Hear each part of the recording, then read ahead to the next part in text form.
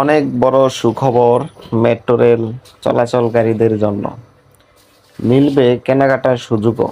রাজধানীর metro rail স্টেশনগুলোতে জানুয়ারি থেকে চালু হচ্ছে বিপণি বিতান। উত্তরা থেকে মতিঝিল রুটের ১৭টি স্টেশনে বরাদ্দ দেওয়া হবে মোট ৩৩টি দোকান। এসব দোকানে পাওয়া যাবে খাবার, পোশাক ও নিত্যপণ্য।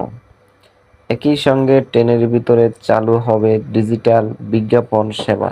চালু হওয়ার পর থেকেই মেট্রো রেল ব্যাপক জনপ্রিয়তা পেয়েছে। প্রতিদিন ৪ লাখেরও বেশি যাত্রী একই রুটে চলাচল করছেন। ইতিমধ্যে বিভিন্ন স্টেশনে ব্যাংকের এটিএম বুথ স্থাপন করা হয়েছে। এবার যাত্রীরা পাবেন কেনাকাটার সুযোগ।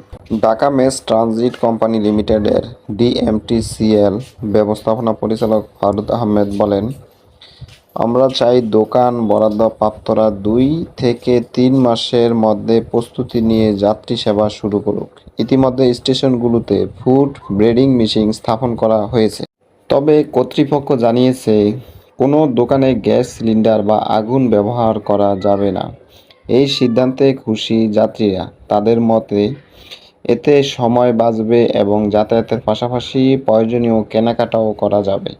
এক যাত্রী বলেন, মেট্রো রেল আমাদের অনেক সময় বাঁচায়। এখন যদি এখানে খাবার ও নিত্য পণ্যের দোকান থাকে তাহলে সুবিধা আরও বাড়বে। আরেক যাত্রী বলেন, মেট্রো রেল আমাদের জন্য আশীর্বাদ।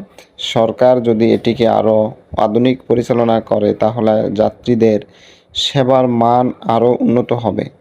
কর্তৃপক্ষ জানিয়েছে, দোকান চালু হলে স্টেশনগুলো পরিষ্কার পরিচ্ছন্ন রাখতে যাত্রীদেরও সচেতন থাকতে হবে।